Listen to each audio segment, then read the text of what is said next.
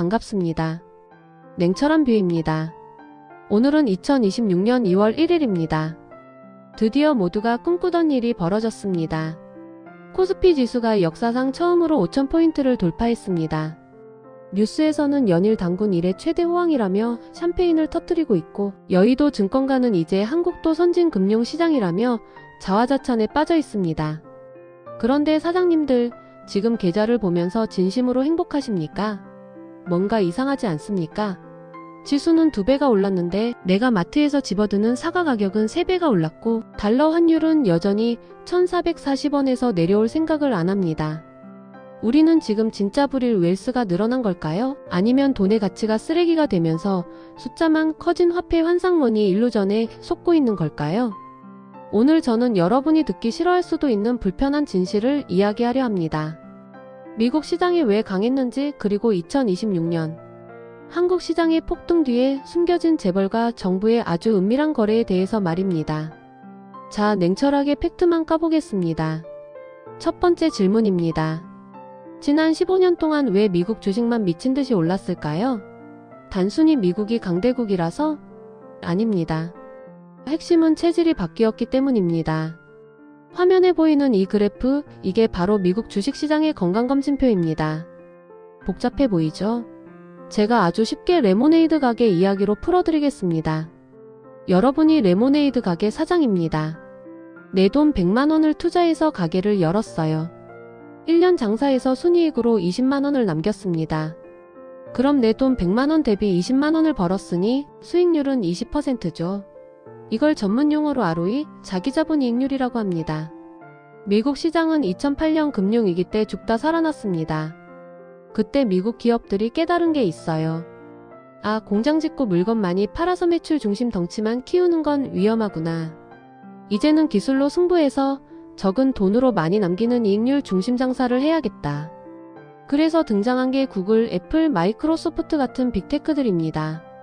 이 친구들은 공장이 필요 없어요. 소프트웨어 하나 잘 만들면 전 세계에 복사해서 팝니다. 원가는 거의 0원에 가깝죠. 그래프를 보세요. 2010년 이후 초록색 선, 즉 ROE가 미친듯이 올라갑니다. 최근엔 20%를 넘겼어요. 이게 무슨 뜻이냐? 미국 주식시장은 매년 자기 몸값의 20%씩을 확실하게 불려주는 황금알을 낳는 거위로 진화했다는 겁니다. 여기서 아주 날카로운 질문이 하나 들어와야 합니다. 잠깐만요. 미국 회사들은 주주한테 배당도 많이 주고 자사주도 소각하잖아요. 그럼 회사 금고에 돈이 줄어드는데 어떻게 회사가 성장합니까? 이게 바로 한국 투자자들이 가장 많이 하는 오해입니다. 그리고 워런 버핏이 가장 좋아하는 마법이기도 하죠. 자, 다시 레모네이드 가게로 가봅시다. 여러분이 장사를 너무 잘해서 금고에 100만원이 또 쌓였어요. 이걸 그냥 금고에 묵혀두면 어떻게 될까요? 내년에도 똑같이 20만원을 벌면 내 자본은 200만원이 됐는데, 버는 돈은 그대로니까 ROE는 10%로 뚝 떨어집니다. 투자자들은 야, 너 돈 놀리냐? 게으르네? 라고 욕을 하겠죠. 미국 경영진은 여기서 천재적인 선택을 합니다. 야, 이 돈 100만원 당장 쓸 데 없으면 주주들한테 나눠줘 버려. 그리고 우리는 원래 있던 100만원으로 더 효율적으로 굴리자. 이걸 주주환원이라고 합니다. 배당으로 돈을 퍼주면 회사 몸집뿐만 가벼워지는데 기술력 분자은 그대로라 ROE 20%가 유지됩니다. 투자자들은 와, 이 회사는 군살이 하나도 없네? 근육질이네? 하면서 주식을 더 사모으게 되는 거죠. 제 의견에 동의하십니까? 미국처럼 효율적인 기업에 투자하고 싶다면 지금 좋아요 버튼을 눌러주세요. 여러분의 클릭이 제게는 큰 데이터가 됩니다. 그렇다면 반대로 한국 시장은 왜 그동안 만년 저평가, 코리아 디스카운트에 시달렸을까요? 기업들이 돈을 못 벌어서? 아닙니다. 삼성전자, 현대차 돈 잘 벌었습니다. 진짜 이유는 주가가 오르면 오너가 망하는 시스템 때문이었습니다. 한국 재벌 회장님들의 입장이 되어봅시다. 내가 나이가 들어서 아들에게 회사를 물려줘야 해요. 그런데 한국의 상속세율 얼마였습니까?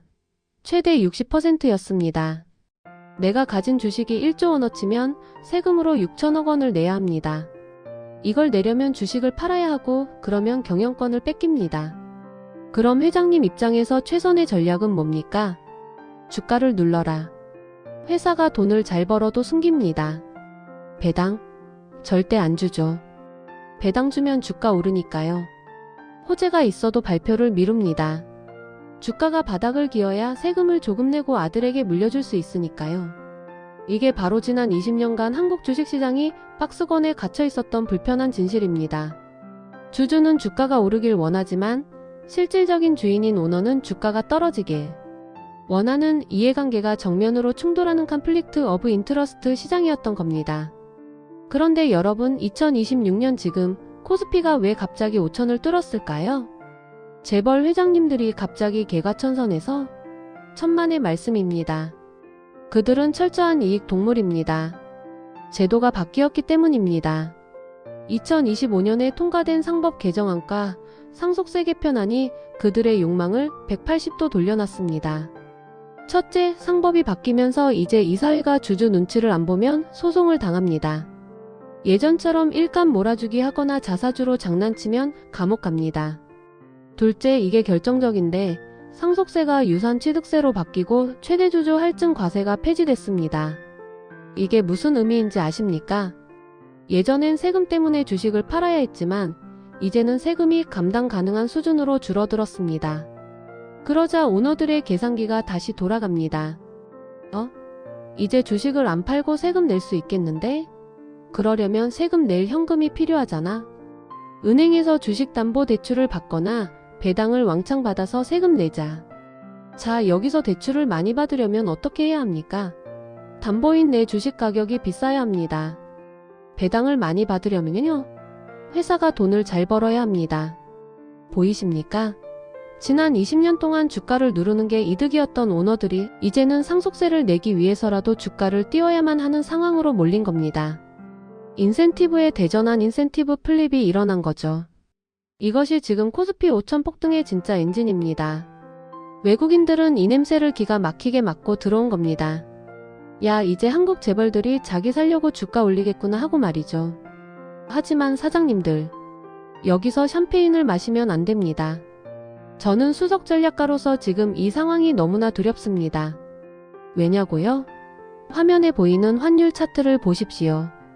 주가는 5천인데 원달러 환율은 여전히 1,440원입니다.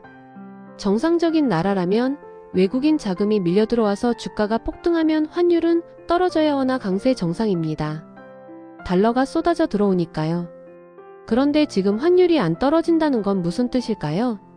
누군가는 한국 주식을 사면서 동시에 엄청난 규모로 원화 하락에 베팅하고 있거나 들어온 돈보다 나가는 돈무역 수지 적자, 해외 투자 이탈이 더 많다는 뜻입니다.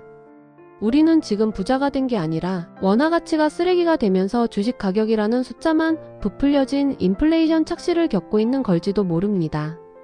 짜장면 한 그릇에 2만원 하는 세상에서 코스피 5천이 무슨 의미가 있습니까? 이대로 가다간 1997년 IMF 때나 2008년 금융위기 때처럼 외국인들이 차익 실현하고 썰물처럼 빠져나가는 순간 우리는 주가 폭락과 환율 폭등을 동시에 얻어맞는 복합위기에 직면할 수 있습니다. 시장은 기다려주지 않습니다. 남들보다 한 발 앞서 이 위기의 신호를 포착하고 싶으시다면 지금 알림 설정을 켜두십시오. 여러분의 자산을 지킬 수 있는 골든타임은 그리 길지 않습니다. 결론을 내리겠습니다. 한국 증시의 제도 개혁 분명 긍정적입니다. 하지만 환율 안정이 동반되지 않는 주가 상승은 사상 누각입니다. 지금 코스피 5천에 취해 대출받아 뛰어들 때가 아닙니다. 오히려 지금은 급등한 한국 주식 비중을 줄이고 여전히 전 세계에서 가장 효율적으로 돈을 버는 기업들이 모인 미국, 그리고 그 미국의 돈인 달러를 꽉 쥐고 있어야 할 때입니다. 화려한 불꽃놀이는 멀리서 볼 때 아름답습니다. 그 불꽃 아래로 들어가지 마십시오. 제가 되어 떨어질 뿐입니다. 저는 냉철한 뷰였습니다. 일요일 저녁 편안하게 보내시고 저는 다음 영상에서 더 깊이 있는 분석으로 찾아뵙겠습니다. 고맙습니다.